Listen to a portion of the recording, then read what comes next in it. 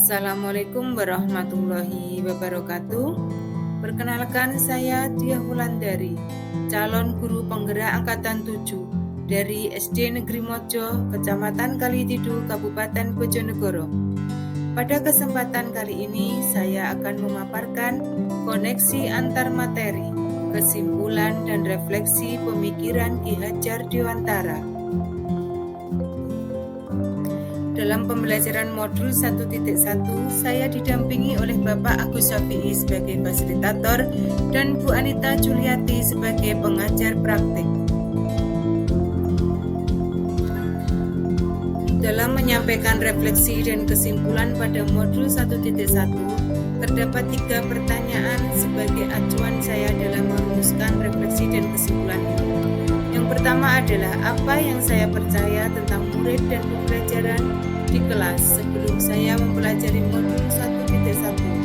Pertanyaan yang kedua, apa yang berubah dari pemikiran atau perilaku saya setelah mempelajari modul 1.1? Dan pertanyaan yang ketiga adalah, apa yang bisa segera saya terapkan lebih baik agar kelas bisa mencerminkan pemikiran Ki Hajar Dewantara?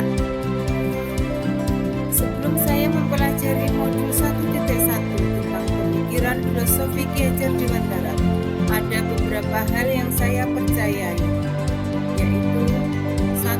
Guru bisa melakukan apa saja pada anak karena mengibaratkan anak seperti kertas kosong. Yang kedua, dalam pembelajaran guru lebih mendominasi. Ketiga, lebih banyak mengukur aspek kognitif.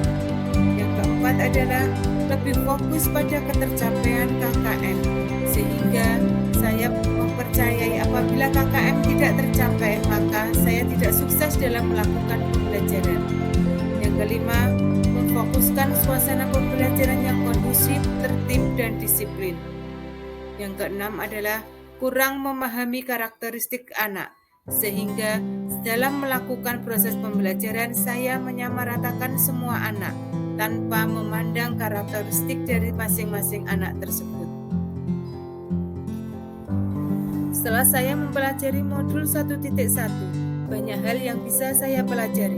Karena itu, saya merubah cara pandang dan cara pikir saya terhadap anak didik untuk proses pembelajaran lebih lanjut. Di antaranya adalah 1. Guru dalam mendidik dan mengajar bertujuan untuk menuntun segala kodrat yang ada pada anak-anak agar mereka dapat mencapai keselamatan dan kebahagiaan setinggi-tingginya. Yang kedua adalah pembelajaran harus berpusat pada siswa sehingga guru tidak mendominasi dalam pembelajaran. Yang ketiga adalah setiap anak mempunyai karakteristik belajar yang berbeda sehingga dalam pembelajaran harus membedakan karakteristik dari anak tersebut. Cara pandang saya yang keempat adalah sumber belajar tidak hanya guru, bisa lingkungan, bisa juga dari siswa itu dijadikan sebagai tutor sebaya.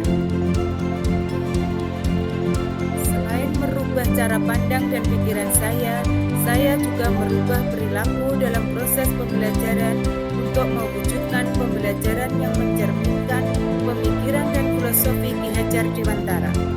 Perubahan itu adalah 1. Memberikan kebebasan kepada peserta didik untuk menyelesaikan tugas sesuai dengan kreativitas masing-masing. Yang kedua, memberikan kesempatan pada siswa untuk menyampaikan pendapatnya pada pembelajaran, sehingga anak-anak merasa senang dan termotivasi karena pendapatnya diperhatikan dan dihargai. Yang ketiga, dalam melaksanakan pembelajaran saya menyeimbangkan aspek kognitif, afektif, dan psikomotorik. Perubahan yang saya lakukan keempat adalah tidak hanya fokus pada KKM, tetapi lebih mengarah pada profil pelajar Pancasila. Yang kelima, saya menciptakan situasi belajar yang komunikatif dan menyenangkan, sehingga tidak lagi beranggapan bahwa suasana yang tenang dan kondusif dalam kelas akan selalu berhasil dalam melaksanakan pembelajaran. Yang keenam, saya lebih memahami karakteristik peserta didik, sehingga dalam melaksanakan pembelajaran, saya melakukannya sesuai dengan karakteristik peserta didik tersebut. Yang bisa saya terapkan agar kelas mencerminkan pemikiran Ki Hajar Dewantara adalah: 1. Merancang pembelajaran yang interaktif dan menyenangkan dengan melibatkan peserta didik. Yang kedua, menerapkan pembelajaran berbasis kearifan lokal dan budaya daerah setempat. 3. Menerapkan konsep merdeka belajar dan mengintegrasikan setiap pembelajaran dengan pencapaian profil belajar Pancasila. Yang keempat adalah dengan menerapkan pembelajaran sesuai dengan kodrat anak, yaitu kodrat alam dan kodrat zaman, mengutamakan budi pekerti dan berhamba pada murid. Yang kelima, menerapkan sistem AMO, ing ngarsa sungkulodo ing madya mangunkarsa tuturi handayani, agar anak bisa mampu membangun skill agar bisa berdaya guna. Selain itu, juga mampu mengembangkan daya cipta, rasa, dan karsa yang seimbang, sehingga bisa menjadi manusia yang merdeka. Yang bisa saya terapkan keenam adalah menyelaraskan aspek kognitif, afektif, dan psikomotorik. Dari uraian ketiga jawaban tentang refleksi modul 1.1 dapat diambil kesimpulan sebagai berikut. Mendidik dan mengajar harus memperhatikan kodrat anak, karena sejatinya anak lahir telah memiliki bakat, kemampuan, dan potensi, bukan kertas kosong yang bisa kita tulisi sesuai dengan kehendak kita sendiri. Pendidikan bukan hanya bertujuan untuk mencapai nilai kognitif saja, tetapi perlu menanamkan budi pekerti yang baik. Pendidikan harus berhamba pada anak dengan memperhatikan kodrat alam dan kodrat zaman. Kesimpulan yang terakhir adalah, sebagai pendidik kita harus bisa menerapkan sistem AMO.